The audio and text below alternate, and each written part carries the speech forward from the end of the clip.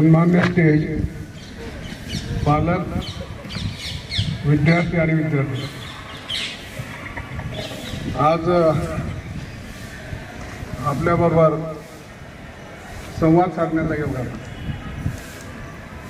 काल आमच्या लॉ कॉलेजला 2 तुकड्या जागा मिळाल्या. 10वीच्या नंतर 11वी हे 2 ज्या अभ्यासक्रमाच्या पायऱ्या असतात. 9वी नंतर 10वी 11वी मध्ये पालकांना स्वतः अभ्यास करावा लागतो आणि स्पर्धेचं युग आहे. त्याच्यामुळे मुलाला चांगल्या कॉलेजमध्ये प्रवेश मिळावा, त्याला पुढचं भविष्य चांगलं घडावं याच्यासाठी प्रत्येक पालकाचा प्रयत्न असतो. एखादा दुसरा अपवाद असेल लाखावादा, आणि त्यातल्या त्यात जेव्हा ही शाळा सुरू झाली 25 वर्षाच्या वर काळ गेला, त्यावेळेला सुरुवातीचे शिक्षक हे काही फार अनुभवी होते किंवा चांगले सिलेक्टेड होते, खूप मार्क आले होते असं नाही, पण पालकांनी ती साथ दिली. इथं जो होमवर्क दिला गेला तो आपला पती कंपनीमध्ये जातोय, दुसऱ्या कामाला जातोय आणि मुलाला घडवण्याचं आपलं काम आहे. त्या गृहिणीने मनात पक्क घेतलं आणि तिला जेवढं कळेल तेवढं त्या मुलाला समजावण्याचा प्रयत्न केला. तर त्या गृहिणी खूप शिकलेल्या होत्या असं नाही. मुंबई पुण्याकडे डबल ग्रॅज्युएट पण असतात, इथं काय सगळे डबल ग्रॅज्युएट काही ग्रॅज्युएट असं नाही, त्यांचं लक्ष असतं. आता त्यांच्यावर थोडंसं काम वाढलेलं आहे. मुलाला मोबाईलपासून प्रवृत्त ठेवायचं, नाही तर मग पबजी गेम असेल, ब्लू व्हेल असेल, 14 वर्ष मधल्याहून उडी मारणारे मुलं आहेत, इतके त्याच्यामध्ये इंटरेस्ट होऊन जातात. आणि आई वडील काही बोलले की लगेच संपतात. त्याचं कारण असं आहे की आपल्याबरोबर आपले आई वडील किंवा भाऊ वगैरे नसतात, फॅमिली बहुतेकांचे एक आहे, म्हणजे नवरा बायको आणि मुलं. 40 वर्षापूर्वी कुटुंबामध्ये काका तरी असायचा, आजोबा असायचा, आजी असायची. बाप रागवला की आई रागवली की त्याला संस्कार यायचा, मग तो मुलांना याच्या काकांकडे किंवा आजोबाकडे जायचं किंवा ते त्याला बोलवायचे, काय बाबा तुझे वडील तुझ्यावर जे रागवत आहेत तुझ्या चांगल्या करता रागवत आहेत, तुझं पुढे चांगलं व्हावं, तू चुकला म्हणून ती चूक निदर्शनात आणून देण्याकरता रागवत आहे. इथं मात्र आमच्या मुलांमध्ये ती संधी मिळत नाही. आता काका नसतात घरी, आजोबा नसतात, आजी नसते, आजोबा आजी असतात, त्याचं प्रोटेक्शन सुद्धा असतं. तुम्ही 2 जण नोकरीला गेलं का, पण ते आर्थिक परिस्थितीमुळे म्हणा किंवा महिलांच्या स्वभावामुळे म्हणा किंवा सगळ्यांच्या स्वभावामुळे म्हणा ते आता जमत नाही. आणि मग त्या मुलाला वाटायचं बरोबर आहे, त्याला वेळ मिळायचा स्वतः विचार करायचा. आता तो मित्राकडे जातो, मग मित्र म्हणतो का तुझे वडील का बरं रागवत आहेत, हे चांगलं नाही. तुझ्या भावाला वेगळी ट्रीटमेंट, तुला मोठा आहे म्हणून तुला वेगळी ट्रीटमेंट, त्याला पिक्चरला जायला पैसे मिळतात, तुला खायला मिळत नाही, अशा अनेक गोष्टी येतात त्याच्यामध्ये. आणि त्याच्यामुळे त्या मुलाचा मनावर परिणाम होतो. तो एकटेपणा होतो, आज्ञाधारकपणा राहत नाही. अशा परिस्थितीमध्ये मग कुठपर्यंत गोष्ट जाते. परवा पेपरला आलो होतो, 21 वर्षाचा एक आणि 8 वर्षाचा एक पोरगा पोलीस स्टेशनला जातात दोघं, आणि मग आमच्या आई वडील आम्हाला मोबाईल खेळू देत नाही म्हणून तक्रार करतात. केवढी हिंमत सांगा ना मला. अशा त्याच्यामध्ये आम्ही शिक्षक संस्था चालल्या कमी अडकलेलो. आता 10वीपर्यंत आलेत, नीट आलेत, पण त्यांना आणखी थोडेसे पंखा फुटले. पंखाकडे बघून बघून त्यांना रुबाब येतो. आणि वडील काही बोलले, आई वडील तरी सुद्धा राग. तुम्ही तो राग मानू नका, वयाने तुम्ही वाढलात, ज्ञानाने वाढलात, पण अजून तुमच्यामध्ये तेवढी मॅच्युरिटी आलेली नाही, एवढं मी सांगेन.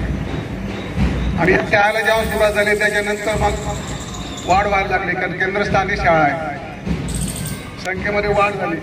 त्याला सांगतो, संख्येमध्ये वाढ झाल्यावर ग्रँटेड तुकड्या आणि नॉन ग्रँटेड तुकड्या असं डिव्हिजन झालं.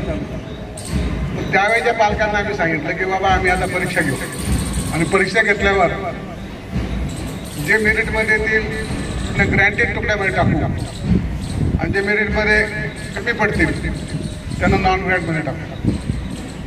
पालकांनी आपल्यामध्ये चर्चा करताना विचार केला, अरे आतापासून मुलांमध्ये असे दोन डिव्हिजन झाले तर जे नॉन ग्रँटमध्ये येतील त्यांच्या मनावर परिणाम होईल की आपल्याला आपली बुद्धिमत्ता कमी, जसं मतिमंद गतिमंद अशा गोष्टी असतात. सगळ्या पालकांची बैठक झाली. मग त्यांना मी म्हटलं असं आहे की नॉन ग्रँटवाल्यांना आम्ही फी आकारणार आहोत, आणि ती फी जिल्हा परिषदकडनं आम्ही ठरवून घेणार आहोत सेल्फ फायनान्शियल हिशोबात. ठरवायला प्रस्ताव टाकलाही होता, पण सगळ्या पालकांनी सांगितलं की तुम्ही असं काही करू नका, आम्ही थोडंफार आपल्याला सर्व मिळून देतो. आणि त्याला काहीतरी 50-55 पासून सुरुवात झाली रुपयापासून. आता ती आम्ही 130वर नेलेली आहे. आणि आता तर सरकारने म्हटलेलं आहे, म्हणजे न्यायमूर्तींनी आज जी जजमेंट आली ती स्थानिक स्वराज्य संस्थांकरता आलेली आहे. स्थानिक स्वराज्य संस्थांच्या शाळांमध्ये RDT एवढे पैसे मिळतात की आम्ही सांगितलं की आम्हाला 5 लाख रुपये खिडक्या दुरुस्तीला तर देणार नाही, पण ही जर जिल्हा परिषदची महापालिकेची शाळा असती तर या कंपाऊंडसाठी 2 कोटी रुपये त्यांनी देऊन टाकले असते. तर पैसा केंद्र सरकारचा येतोय आणि आम्हाला मात्र आमच्याच निधीतून उभं करायचं हे जे चालू असतं. दुसऱ्या बाजूला कोर्टामध्ये जाऊन आम्ही अर्थिक टॅक्स माफ करून आणला, मग त्यांनी सॅनिटरी पट्टी वाढव, दुसरे आणखी 2-4 आयटम वाढव, अशा पद्धतीने नगरपालिकेने टॅक्स वसुलीचा सुरुवात केली. हा जो खर्च येतो याच्यासाठी सर्वांना सारखं म्हणून आम्ही ही फी लावलेली. काल मी बैठक घेतली, त्या बैठकीमध्ये काही शिक्षक रिटायर झाले असतं, काही नवीन येतात, वर्ग शिक्षक सुद्धा नवीन होतं. त्याने मी म्हटलं बा तुमचे परफॉर्मन्स तुम्ही पालकांना व्यवस्थित सांगून कशी फी गोळा करतात याच्यावर अवलंबून आहे. आता हायकोर्टाने त्याच्यामध्ये शिक्कामोर्तब केलं ते, म्हणून आम्ही पावत्या सुद्धा देतो. त्याच्यामध्ये नुसती फी जमा करतो असं नाही, तर त्या जे टीचर खालचे असतील, बालवाडीचे असतील, वरचे असतील, दुसरे असतील, बालवाडी सुद्धा फी आपण कमी ठेवलेली आहे. त्यांचा पगाराचा भाग त्याच्यात असतो.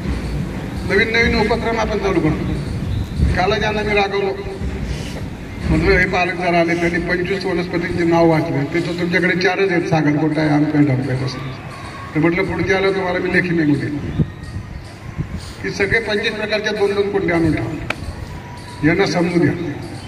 कारण आयुर्वेदाचं महत्त्व फार वाढत चाललेलं आहे. जगामध्ये आयुर्वेदाच्या वनस्पती आणि आयुर्वेदाची औषधं भारतातून मोठ्या प्रमाणात चालले.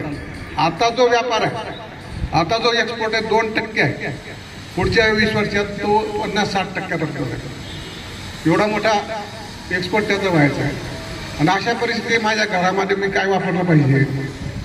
आता मला रात्री खोकला यायचा, मी अजिथ्रोमायसिन घेत होतो आता 8 दिवसात, त्याच्यामुळे विकनेस आला, पण रात्री खोकला कमी होईल. मग एकाने मला सांगितलं की ज्येष्ठ मधची काढी जी असते ती तोंडात रात्रभर ठेवा, कमी होऊन गेला माझा खोकला.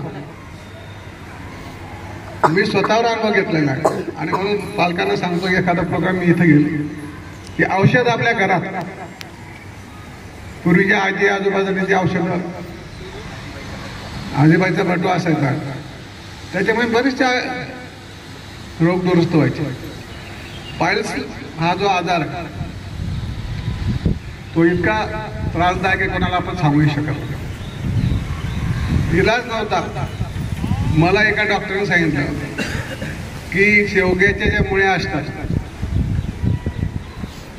शेवग्याचं झाड, शेवग्याच्या शेंगा खातो आपण, त्या मुळ्यांचा रस तुम्ही लावला. मला 10 वर्षापासून त्रास बंद झालेला आहे, माझं स्वतःच. तसं मी एक कॅम्प तुमचा लावणार आहे, त्याच्यामध्ये जास्त वनस्पती आपण आणू, सगळ्या पालकांना 100-125 वनस्पती राहतील, 1-1 कुंडी मोफत सगळ्यांना. पालक विद्यार्थी त्या दिवशी विद्यार्थी नेहमीच आपण ॲड्रेस करत असतो, आमचं भाषण ऐकून कोणते कंटाळून जातात. पण काही काही महाजनसारखे IAS पर्यंत सुद्धा पोहोचतात, कलेक्टर सुद्धा होतात. हे या शाळेचं वैशिष्ट्य आहे, हे लक्षात घ्या. पण 17-18 वर्षापूर्वी 30 मुलं आपले 90च्या पुढे आले होते. राधाकृष्ण विखे पाटील पालकमंत्री होते.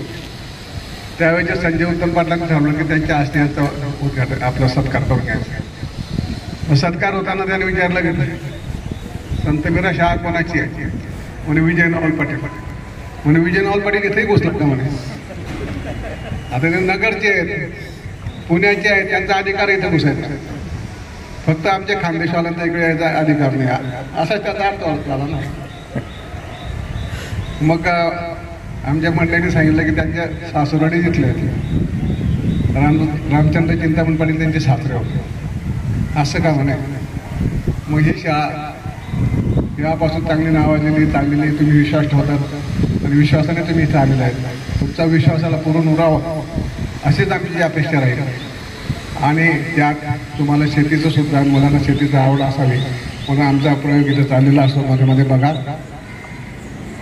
आपण जे म्हणतो रूफटॉप फार्मिंग, तो एक प्रकार, एक नवीन प्रकार आहे. कारण शेवटी सर्व मिळेल या जगाच्या पाठीवर, पण धीरे धीरे सिमेंट वाढत चाललेला आहे, शेती कमी होत चाललेली आहे आणि शेतीमधलं उत्पादन आपल्याला वाढवायचं आहे. आपल्या गॅलरीमध्ये सुद्धा भाजीपाला व्हायचा आहे, हिरवा ऑक्सिजन वाढेल, या सगळ्या गोष्टी लक्षात घ्या. तुम्हाला काही अडचण का तर टीचर्स मार्फत जरूर आम्हाला सांगायचा, आमच्या परीने आम्ही त्या सोडवण्याचा प्रयत्न करू. एवढं सांगून मी म्हणतो. नमस्कार. तुम्ही त्यांचा अनुभव खूप शेअर केला.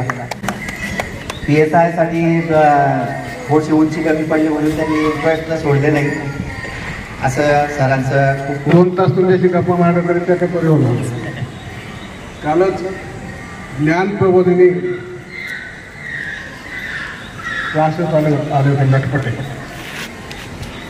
काही लोकांनी ऐकलं असेल. एक 10-12 वर्षापूर्वी औरंगपुरामध्ये त्यांची संस्था चालू असताना जवळजवळ 14-15 PSI सेल्स इन्स्पेक्टर त्या संस्थेतनं पासआउट झाले. असे त्या संस्था चालला. पण ते करोनानं एवढा मोठा झटका दिला की ते उठू शकलं नाही. मग त्यांना मी सांगितलं, तुम्हाला मी 40 रुपये देतो मानधन, आणि प्रत्येक विद्यार्थ्याच्या मागे काही 25% रक्कम देतो, पण माझ्या इकडे चालू करा. त्यांनी आता प्लॅनिंग केलं आहे, बॅनर्स वगैरे येतील. परवा MPSCच्या मुलांची जी परीक्षा आहे इथं ते आल्याने सांगणार आहेत आणि तो चांगला शुभारंभ होईल. ज्या लोकांना त्याचा लाभ उठवायचा असेल त्यांना ग्रॅज्युएट झाला असेल किंवा 12वी नंतर त्याला क्लास त्याला 50% फी आपण बाहेरच्यानं 20,000 40,000 वेगवेगळ्या पद्धतीने त्यांनी सांगितलं. आणि चालवणारे ते आहेत, 12 लोक आहे. आमचं फक्त जागा आहे आणि आमचे जागेवर आम्ही दुसरे दोघं त्याच्यात खूप एक्सपर्ट असतील, आमचे काही एक्सपर्ट असतात, ते मदत करतील. आणि असेच आता सिलेक्शन MPSC झालं म्हणजे जास्तीत जास्त लोकांना सिलेक्शन द्यायचं याच्यासाठी सुद्धा आपण पाहिजे.